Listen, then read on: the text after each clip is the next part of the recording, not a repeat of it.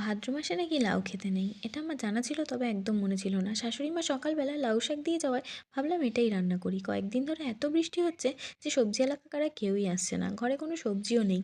তাই লাউ শাকটাই রান্না করলাম। পরে আমার মায়ের সাথে যখন ফোনে কথা বলছিলাম, মাকে বলতেই মা বলল, ভাদ্র মাসে লাউ খেয়ে ফেললি?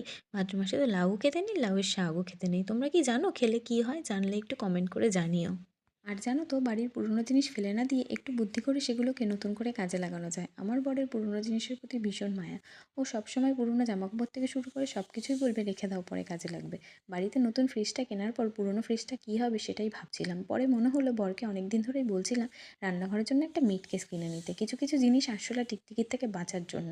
তারপরেই মনে হলো যে এই ফ্রিজটাকে তাহলে সেই কাজেই লাগানো যাক। দেখো, অনেক ছেলের টিফিন বক্স থেকে শুরু করে টুকটাক বাসনপত্র সব এটার মধ্যে সুন্দর করে গুছিয়ে নিলাম, কেননা আমাদের রান্নাঘরের কাজ তো এখনও ইনকমপ্লিট। সেই জন্য এর মধ্যেই এটাকে অ্যারেঞ্জ